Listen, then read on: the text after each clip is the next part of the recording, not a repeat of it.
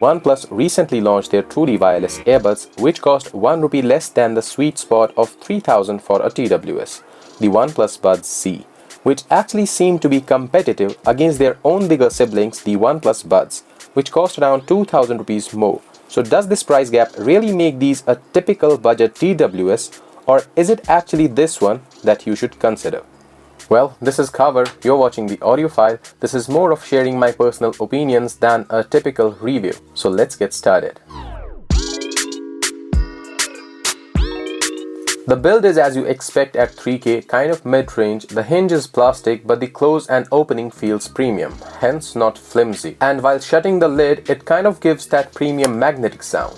All this in one word, the build is satisfactory. The earbuds are easy to take out of the case and they stay in place with the firm hold of the magnets inside the case and won't be falling out on their own. Talking about the design, which is typical OnePlus here, we are seeing rubber type in-ear tips, which may not be everyone's choice, but there's something about the comfort of these which may be concluded as it's highly comfortable if you like in-ear style, but it's also a light and easy fit for the likers of half in-ear design. If this isn't clear enough for you to decide whether you should buy one of these or not, then I'm a person who likes half in-ear style, but I've started liking them since I used them from the past couple of days, and these do not create that pressure type of feeling in your ears like the other typical in-ear style designs. So even being a fan of half in-ear style, you'll feel these light and comfortable. The earbuds also stay nicely in your ears and do not come out on their own. So this is way longer explanation for you regarding the design, so let's move on to sound quality. The sound is pretty loud, even louder than some of the traditional wired earphones, and there's support for things like AAC and Dolby Atmos, which would be helpful if your phone supports so and will eventually make a difference in your listening experience. So other than this, let's talk general sound performance. The mids, vocals and high tones, like the ones from high-pitch instruments, are produced very nicely up to 90 and even 95% of volume. But to mention, with the bar set to full, I felt a little bit of bass cracking into the mids and high tones, which isn't bothering at all as you're not going to be consistent on that volume level. So your experience in that regard is going to be joyful. And the bass comes right where you need it. It isn't anywhere lacking or flat. That 10mm bass boost driver in these makes its presence to be felt and delivers bass even better than the higher priced OnePlus Buds. Hence, if you're someone liking bass heavy tracks, you're definitely going to love the sound that comes out of it. And you can even more emphasize the bass by tweaking onto an equalizer, and it will create distortionless sound up to almost 90% of volume, which is quite nice in my opinion. The connection stability on this TWS is quite good. These get connected as soon as you open the case. Bluetooth range is also good, but not as good as some of the neckband type Bluetooth earphones. In my usage, I found these losing signal while I moved to the other room, but for the most part, while you're in the same walls as your streaming device, the connection is not going to be an issue at all. Even if you lie down with your ear on a pillow, which created a problem to me while I was using the Boat Airdops 131. Now before anything else, let's talk latency and gaming.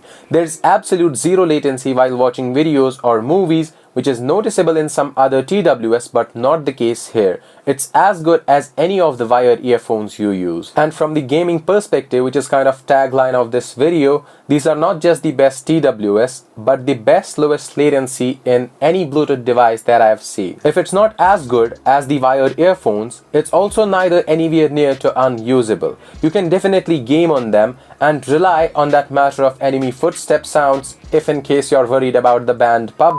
So yeah, leave the gaming mode aside, leave the Fanatic mode exclusive to OnePlus devices aside, the latency is extremely low across the board for all devices. If this wasn't convincing, I'll convince you with a statement that I was never the person to game or suggest others to game while using TWS. But I've seen myself using these while gaming, which wasn't the case before.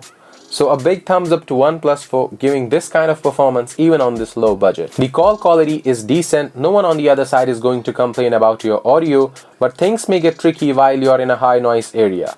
Other than that, the call quality and microphone performance even while using Google Assistant is pretty good, nothing to complain here. Before moving to battery life, let's look at the features that these earbuds come along with. We see Google's fast pair technology present, which works as expected and also lets you peek at the battery levels of the earbuds and the charging case. Unlike other brands cutting corners at the same budget, OnePlus is instead offering a lot of bang for your buck.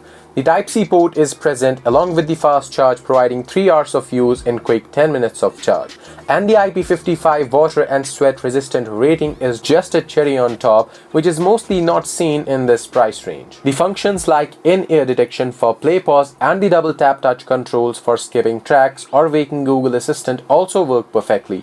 These you can customize directly if you have a OnePlus device, or in case you don't have a OnePlus device, you can install the Hey Melody app for the same and even fetch firmware updates through it. Volume is the only kind of thing where you need your phone in hand, which we can pretty much ignore while getting to see so much goodies. Holding the touch area for 3 seconds makes a switch to the last connected device, so yes, multi-device support is also present.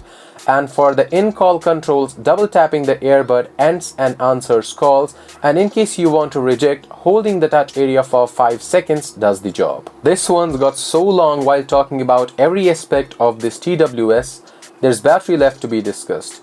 Now, if in one word you want an answer, just go and buy the OnePlus Buds Z without worrying about the battery life. It's as good as its other features. OnePlus claims 20 hours of battery life with each earbud giving you about 5 hours, but the actual results may vary with your usage.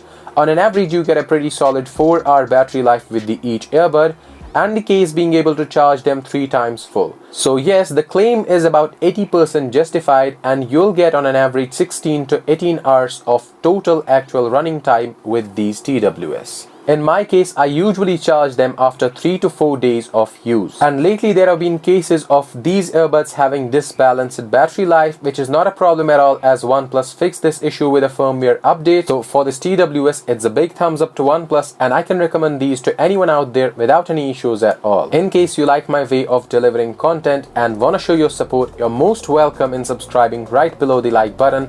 Until next time, stay safe, don't forget your mask. See you guys very soon.